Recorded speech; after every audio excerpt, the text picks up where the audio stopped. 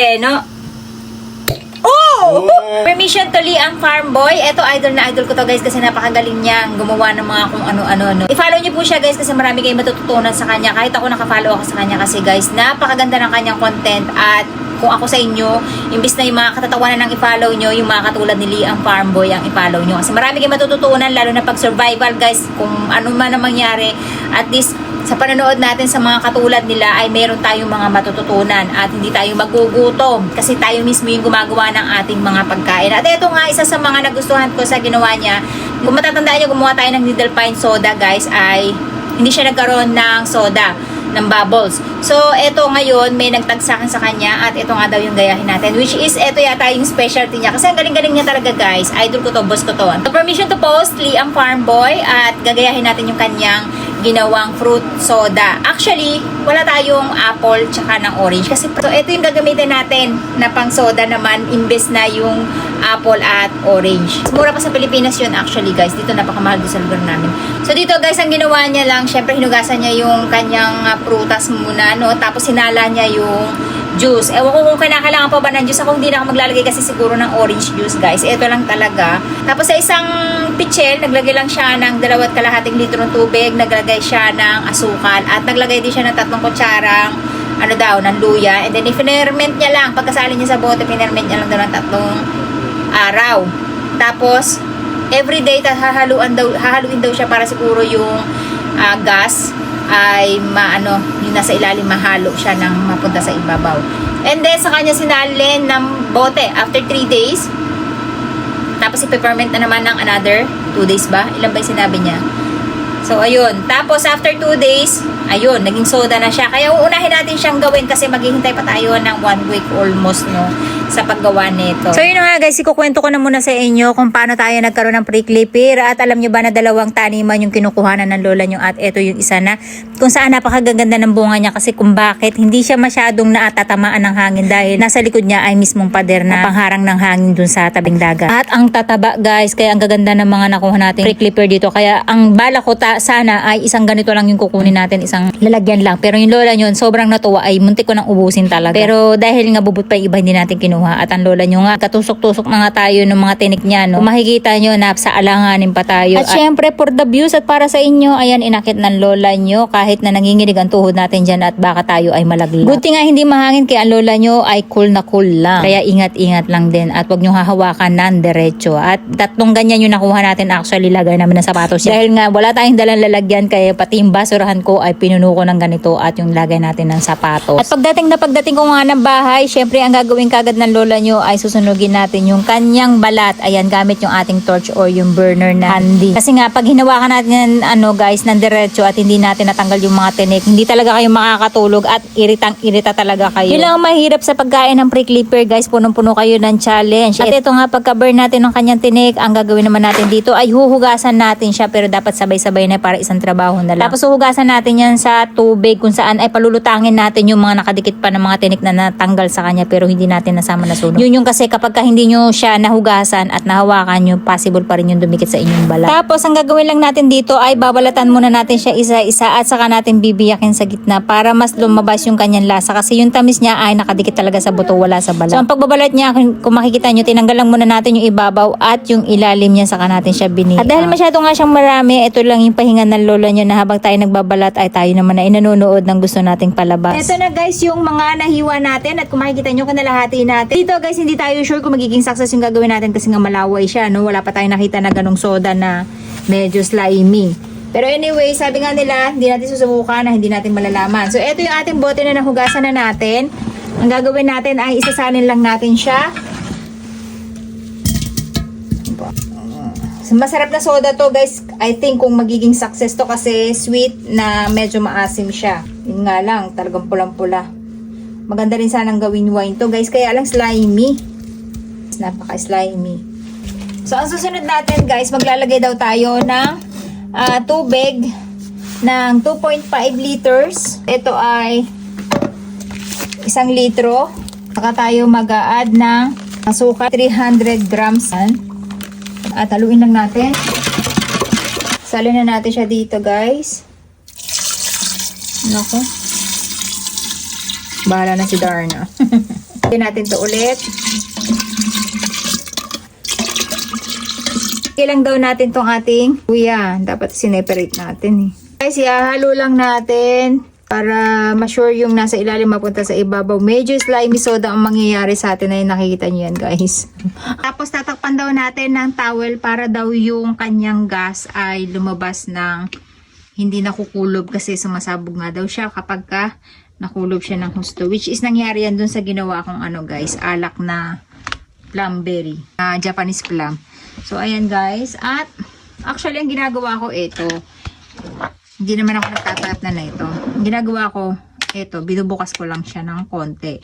Kasi ito yung kapag sinarado nyo siyang maigi, sobrang singaw talaga yan guys.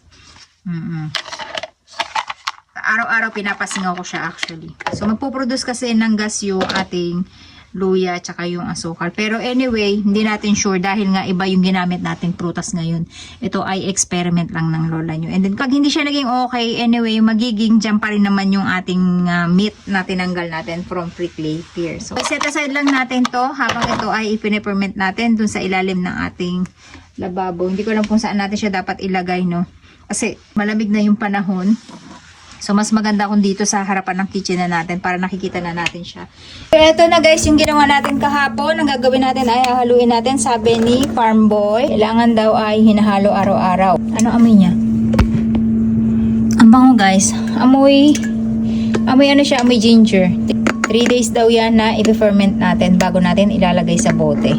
Later. So, ito guys yung pang 3 days natin ngayon ng ating juice at sabi haluin lang daw natin and then bukas natin siya ibubote kasi hindi ko sure kung complete 3 days ba yung sinasabi niya o pang 3 days dapat ay ano siya ibote na.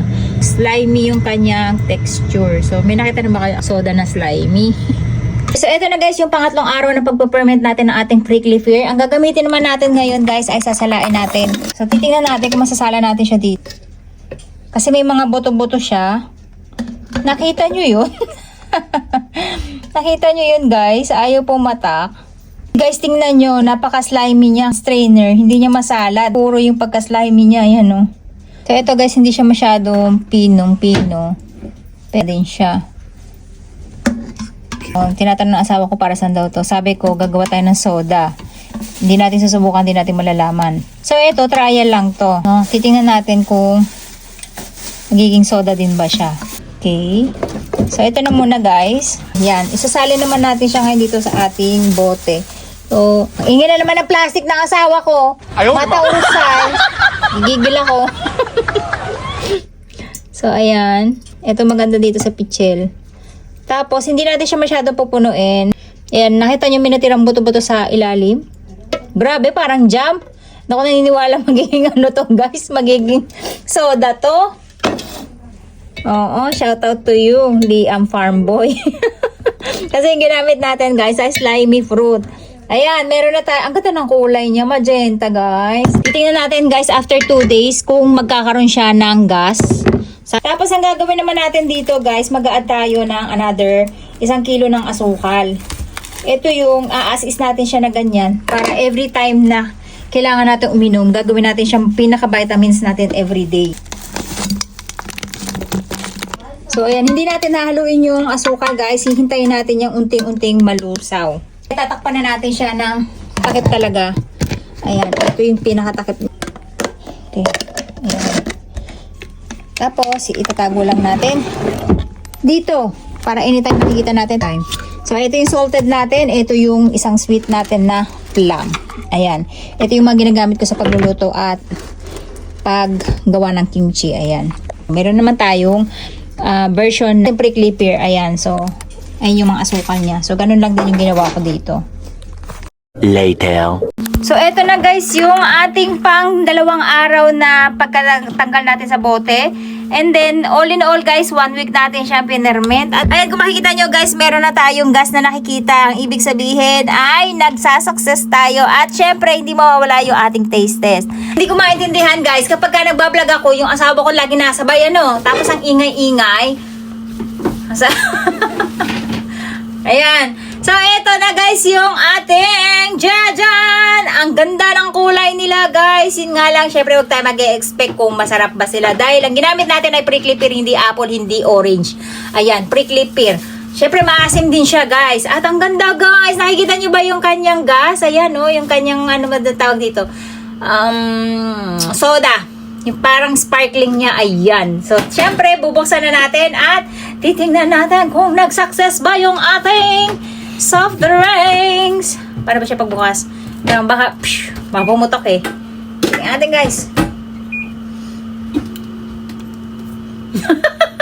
Takot yung lola nyo.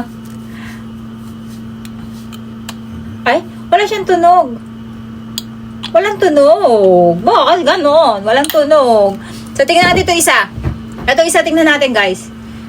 1, 2, 3. Ayan na naman yung Nananapak ako ng asawa. Alam nyo ba yun? No? Oh! Oh! Sagay! Sugoy dyan na! Tapos, magsasalin tayo guys. Ito kasi nabuksan to kaninang maga. Nung tinanggal ko yung towel, sumabit siya. Ito yun. Siguro bukas, may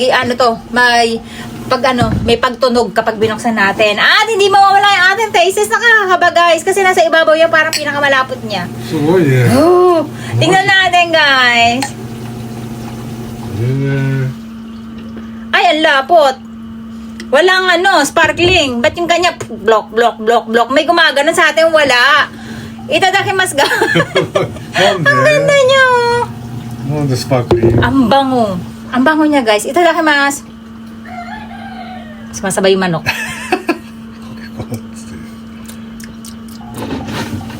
Asim.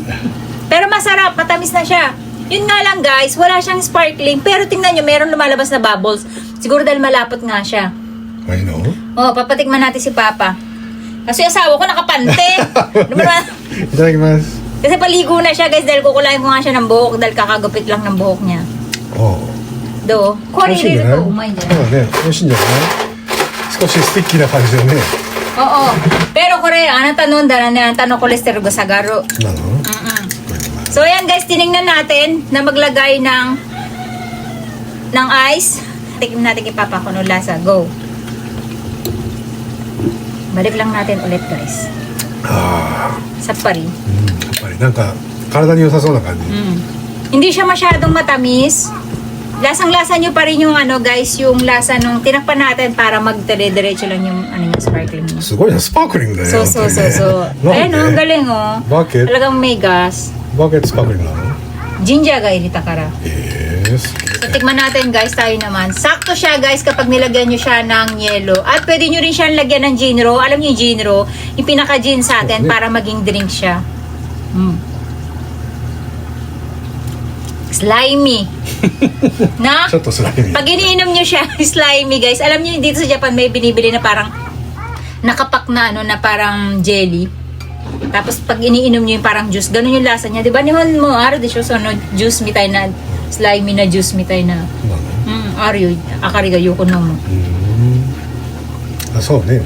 Pag hinihigop nyo siya guys, jelly yung niya, yung parang malapot na malapot. Ganun. Medyo maiilang kayo kasi parang okra. Okra no kaji yun eh. そうね。ネバネバがね。 In fairness, masarap siya guys. Pero kung isipin yung pang healthy, okay na okay siya. Kasi kung masarap na masarap yung hanap nyo, hindi siya masarap na masarap. May lasa pa din siya na parang cactus yung aroma niya. Diba? Inumin mo yan, para sa'yo talaga yan. Pag iniinom nyo siya, para siyang may sparkling guys. Maganda to guys, papababa ng kolesterol. Kaya maganda yan sa kanya kasi meron niyang liver fat. Kaya ito, para sa ito, may nichinomo. は Okay, you can take a shower na. い。はい。 Tayo, inom pa tayo ng konti. Ang galing niya guys, diba? Nag-sparkling. Ang ganda ng color niya. Ang social. Yun nga lang, pag iniinom nyo talaga siya guys, medyo meron kayong maiilang na pakiramdam kasi nga slimy. Parang pag hinihigop nyo siya, alam niyo yung malaway na okra, ganun siya na hinihigop nyo. Pero masarap siya kasi matamis. Pero hindi sobrang tamis. Tapos may aroma rin siya ng ginger.